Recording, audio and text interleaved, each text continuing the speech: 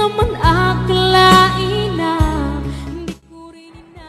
Narito tayo ngayon upang matunghayan ang talaga namang latest, nagiinit at talaga namang nagbabaga na latest issue ni Ate Erica. Sa pagpapatuloy nga ng ating istorya ay kasalukuyan na nandito at vinavlog ni Kalingap Val ang lolo ni Ate Erica na si Lolo Miguel. Dito nga ay makikita natin ang panayam at ang mga sinasabi o nirereklamo ni Lolo Miguel tungkol sa kanyang apo na si Ate Erica. Kasalukuyan nga nakakarating pa lang ni Kalingap Val Santos Matubang sa bahay nila Lolo Miguel at ng tita ni Ate Erica na naglantad sa publiko tungkol sa nangyari. May confirm lang ko sa iyo para mas Hoy! Linawin ko lang kung ito yung babaeng ito para magklaro ko lang. Apo, siya po yan. Ano ito? Apo, yung stories na sinasabi po yan. Kasi may binsay din sa iyo. May binsay sa social media na basa ko lang din. Ikaw ata ang pinatamaan dito. Nandyan din po yung mga text nila sa amin. Ito po ito, dinidelete. Make sure na may ebidensya ka. At baka warrant of arrest ang darating sa iyo. Mark my word. Hindi manda pala po. Kayo ang sumira sa sarili ninyong pamilya at buhay. We'll see you in the court. Baka sasablay, maubos ng ipin mo. Maubos ng ipin mo. Ha? Papagunot na nga ako, kuya. Para guguday ngayon. Baka malunok mo yan. God bless and see you in the court. Ako, delikado ka. Panindigan mo lahat ng sinabi mo, ha? Gather some evidence, yung totoo, kasi pag hindi kayo ang kawawa, kayo ang nag-umpisa, hindi ako. Di mo nga mabanggit pangalan ko.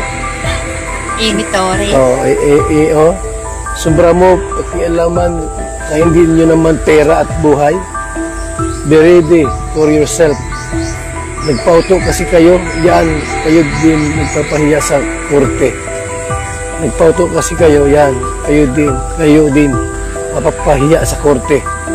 Gagalit kayo kasi di namin kayo binigyan ng pera. Ano naman po ang kinagagalit po namin sa kasi mukha kayong pera. Kahit nakabigay kami ng ilang bisis, dinay kayo ng dinay. Ano yun?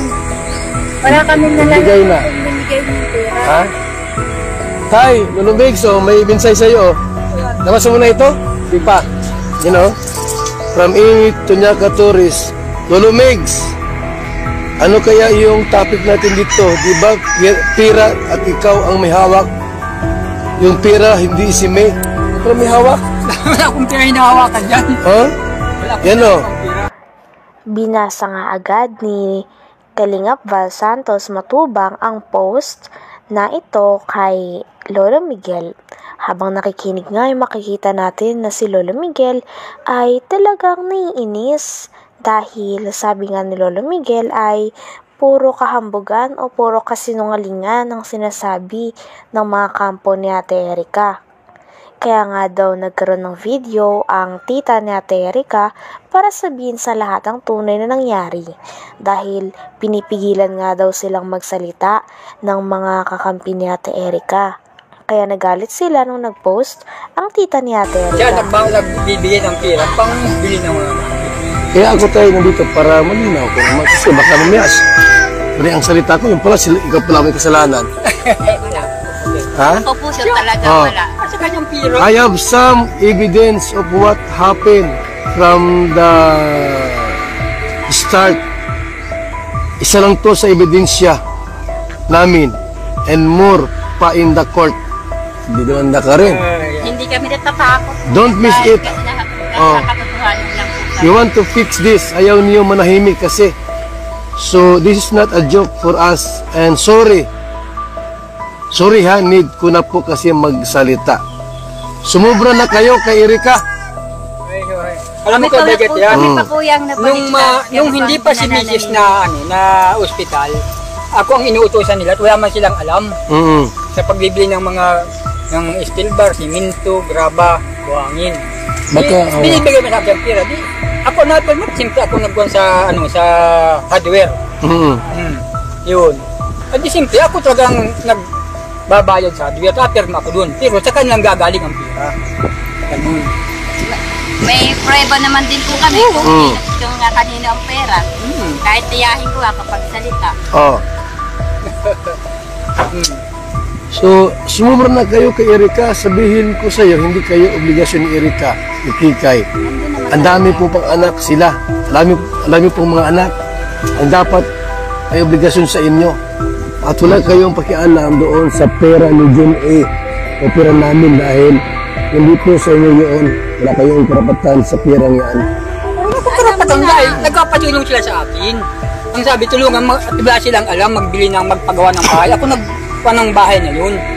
At yung bahay pong yun ay sa barangay. Looting yun. Ako nagbili nun. Ngayon, ang sabi ko, doon sa binili nyo, nakuha, at diyan din nangyari, walang kurinti. Di itong madali at may kurinti. Di pick ko namin yung kurinti, pinalo off namin, sabi ng kurinti. Ayun ang pinagawa namin para madali-dali na. Ay, pira sa sabi na ako naghawak ng pira, hindi wala sa akin yan. Sila nagbibigay ng pira sa akin na pambayad sa mga Inutusan ka lang. utusan. Nga po, ginamit lang ako. Ay, kung alam ko lang ang kakaganyo, hindi ako masunod sa kanila. Dito nga, in-explain pa nga ni Lolo Miguel sa mga manonood ang ugali ni Ate Erika at ng kanyang kapatid.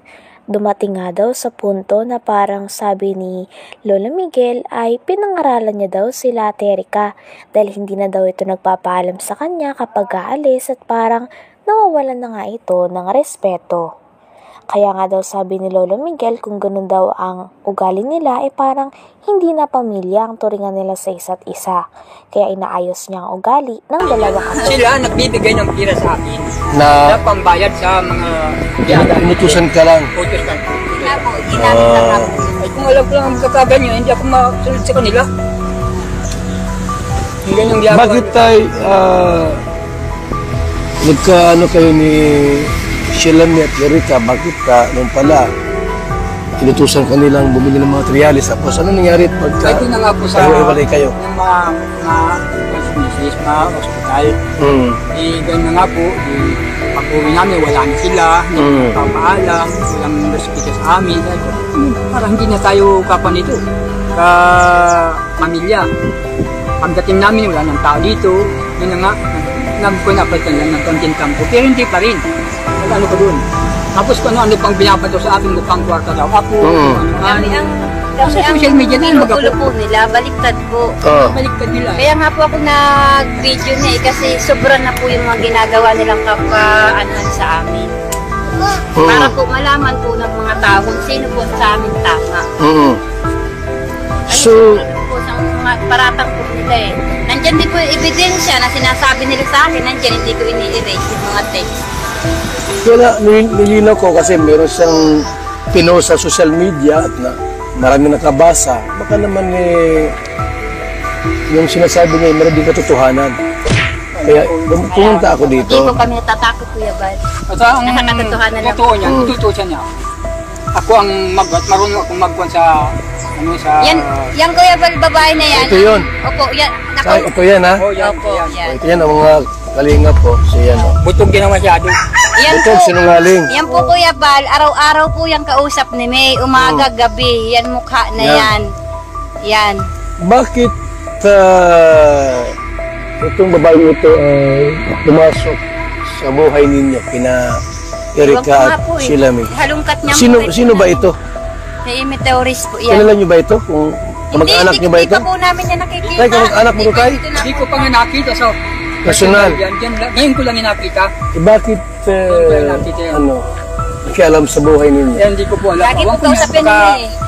Si Hello? Sheila May. Tapos sinisira-siraan kayo. Hindi ko po nakikita. Ngayon lang yan. Ngayon ko lang nakita sa cellphone. Yung pong ano, Hanggang dito na lamang muna ang ating napaka-latest, nagiinit at talaga namang nagbabaga na issue ni Ate Erika kasama ang kanyang lolo at ang kanyang pamilya. Maraming salamat sa inyong panonood. Hanggang sa muli. Bye!